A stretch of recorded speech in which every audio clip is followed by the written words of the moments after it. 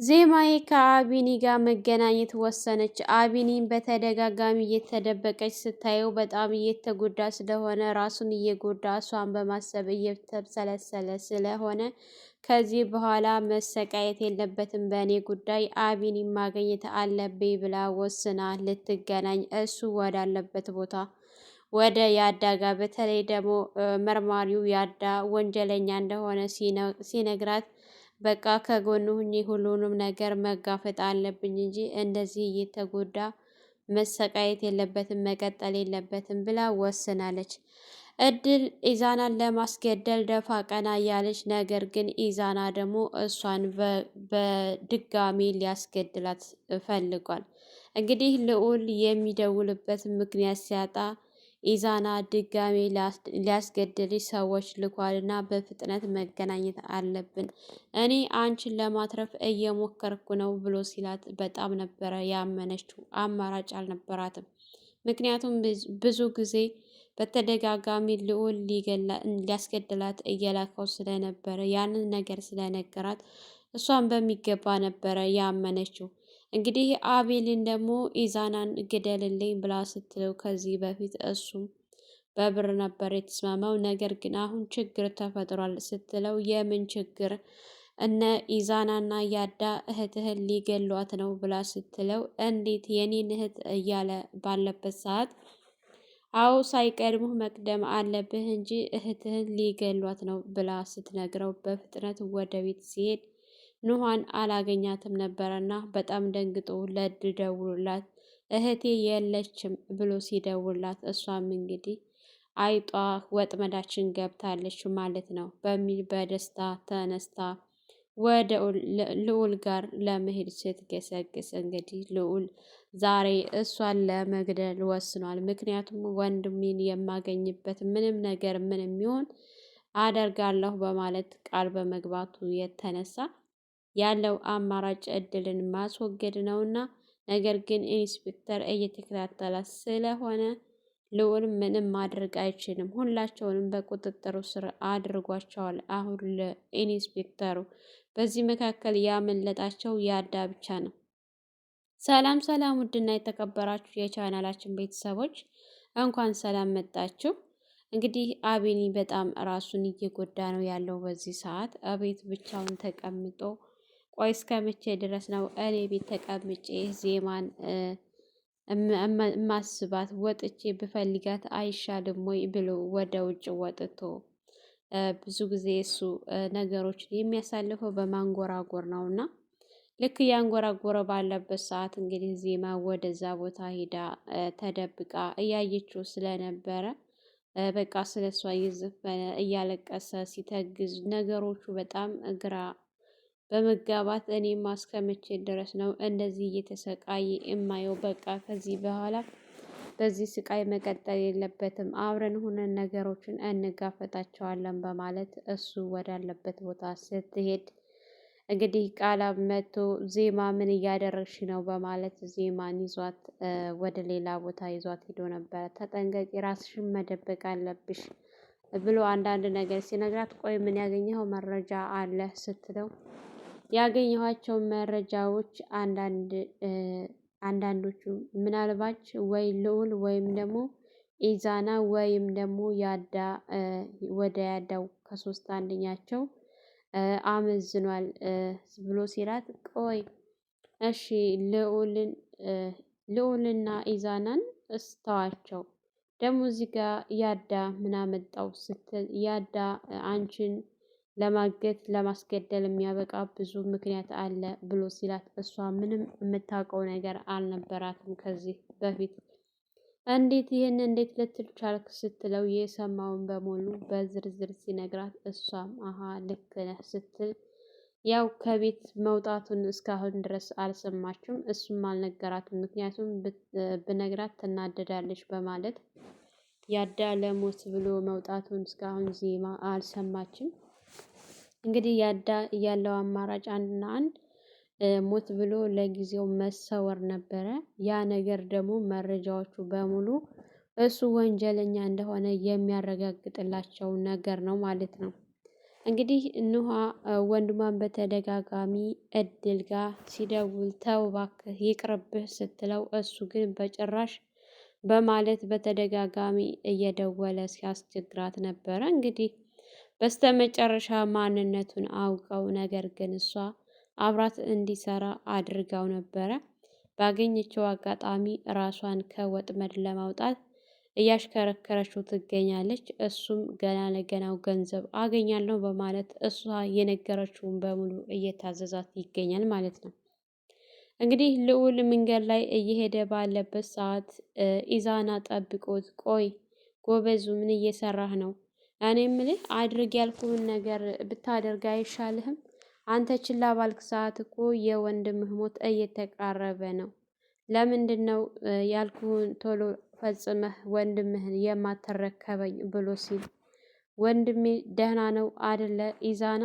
ወንድሜን ምንም እንዳታደርገው በቃ ያልከኝም በሙሉ ሁሉንም አደርጋለሁ በማለት ሲል፣ አዎ ፍጠን፣ መፍጠን አለብህ አንተ በዘገየ ቁጥር ወንድምህ አደጋው እየከፋበት ነው እየሄደ ያለውና ስለዚህ ልፈጥን ይገባል ብሎ ሲል፣ አንተ መጥፎ፣ አንተ ጨካኝ፣ ወንድሜን ምንም እንዳታደርገው ብሎ ሲዝትበት፣ ጨካኝማ እንዳልሆንኩ ታውቃለህ። ጨካኝ ቢሆን እስካሁን እገለው ነበረ። ጨካኝ ስላልሆንኩ ነው እስካሁን በህይወት ያቆየሁት በማለት እንግዲህ ሊያሳምነው ይችላል።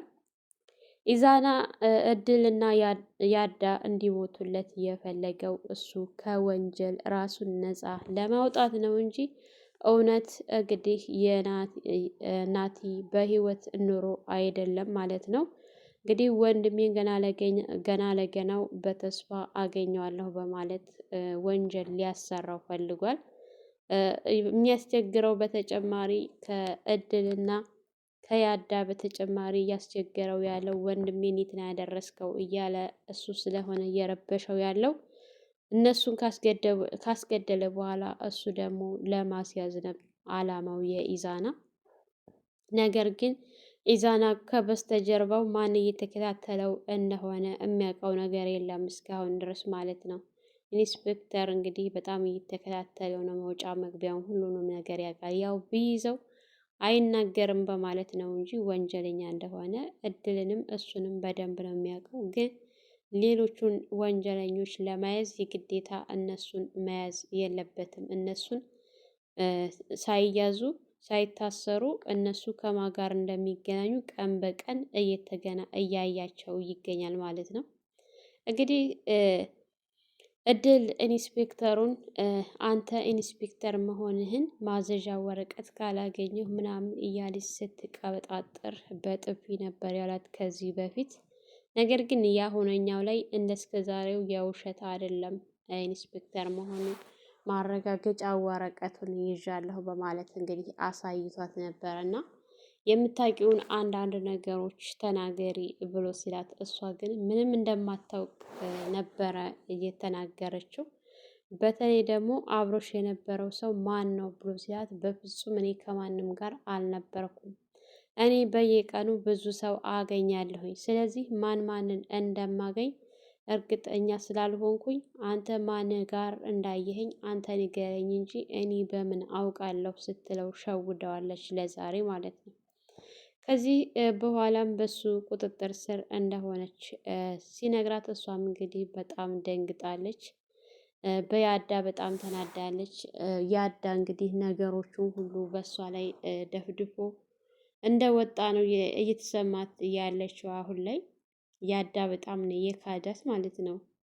እሱ በሚገባ ነው የካዳት። ምክንያቱም ለራሱ አምልጦ እንግዲህ እሷን ችግር ላይ ጥሏት ነው የሄደው። ኢዛናም አሁን ሰዓት ላይ አብሯትን መስራት አይፈልግም በጭራሽ።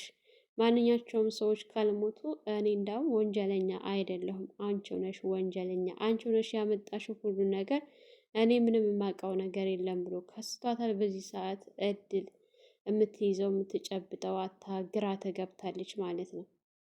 ምንም ነገር አሁን ሰዓት ላይ ማንም አብሯት የለም። ወንጀል ሊያሰራት ሲሉ ግን ብዙ ሰዎች ነበሩ ከዙሪያ ያሉት። አሁን ወንጀሉን ከሰራችና ከፈጸመች በኋላ ግን ማንም አብሯት የለም ማለት ነው። ብቻዋን ቀርታለች። አንድ አቤልን ገና ለገናው እህትህን ሊገሏት ነው፣ እህትህን እንዲህ ሊያደርጓት ነው እያለች እያስፈራራች ያለችው አንድ እሱን ነው። እሱም ደግሞ እንግዲህ የእውነት መስሎት ገና ለገናው እህቴን የሆነ ነገር ውስጥ ትገባለች በማለት ነገሮቹ አስደንግጠውት እየተከታተለ ይገኛል። በማያውቀው ነገር ወንጀል ውስጥ ልታስገባው ነው። ለእሷ ወንጀል አዲስ አይደለም። ነገር ግን እሱ ልጁ ገንዘብ አገኛለሁ ብሎ እንደ ቀልድ የጀመረው ነገር ዋጋ ሊያስከፍለው ችሏል ማለት ነው።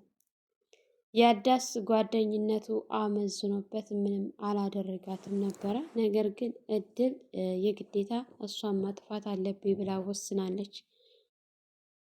ከዚህ በፊት ከፖሊስ ጋር ስታወራ ስላየቻት ንዋ ደግሞ በጣም ፈሪና በጣም የምትደነግጥ ልጅ ስለሆነች ይህንን ደግሞ ደካማ ጎኗን ጠንቅቃ ስለምታውቅ እድል አሳልፋ ትሰጠኛለች፣ ነገሮችን በሙሉ ታውቃለች በማለት እሷ እንድትጠፋ ነው የእሷ አላማ ማለት ነው።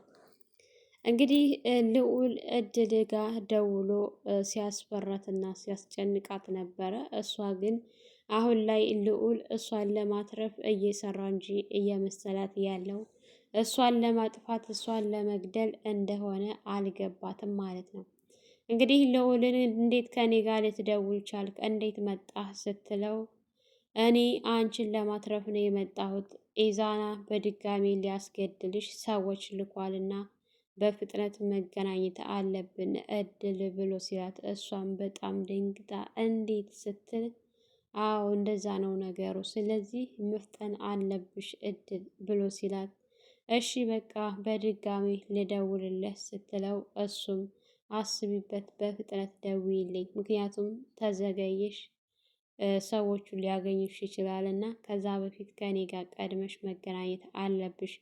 እኔ አንቺን ለመጠበቅና አንቺን ለመርዳት ነው እየሰራሁኝና እየታገልኩኝ ያለሁት፣ እድል ፍጠኝ ጊዜ የለም ብሎ ሲላት እሷን በመደንገጥ እሺ ልዑል አመሰግናለሁኝ አንድ ጊዜ እደውልልሃለሁ በማለት ስልክ ዘግታበት ስለ ኢዛና እያወጣችና እያወረደች ነበረ። እንዴት መቅደም እንዳለባት እንዴት ማስገደል እንዳለባት በምታስብ ሰዓት እንግዲህ ልዑልን ግደልልኝ ብላ ከላከችው በኋላ ልዑል እህቴን አንድም ቀን እንደ ወንድም ሆኜላት አላቅም፣ ስለዚህ በዚህ ሰዓት ከጎኗ መሆን አለብኝ። እህቴን ሊገሏት ያሰቡትን ሰዎች ቀድሜ ማጥፋት አለብኝ እያለ ስለ እህቱ እያወጣ እያወረደ ወደ ቤት ሲሄድ እህቲቱን እንዳጋጣሚ ሲገባ ቤት አላገኛትም። በጣም ተጨናንቆ እህቴ የት ገባች በማለት ስልክ አንስቶ ወደ ኑሃ ሲደውል ኑሃ እንግዲህ ስልኳ አልሰራለትም ነበረ። ኑሃ ስልኳ ሳይሰራለት ሲቀር በጣም ተደናግጦ ያለው አማራጭ ስልኩን አንስቶ ወደ እድል ጋር ነበረ የደወለው። እድልም እንግዲህ ይሄ ከረፈፍ የሆነ ልጅ በማለት እየቀለደችበት እና እያሾፈች እንደ ተራ ነገር ስልኩን አንስታ ስታዋራው ኑሃ እንደሌለች እና ከቤት እንደጠፋች እንዲሁም ደግሞ ስልኳ እንደማይሰራ ሲነግራት ብዙም እሱ ፊት ለማስመሰል ሞከረች እንጂ እሱ ስልኩን ከዘጋላት በኋላ ምንም አልመሰላትም። እንግዲህ በጎን ያሴረችው ሴራ ቢኖራት ነው። ምክንያቱም የሷ ተንኮል አያልቅም።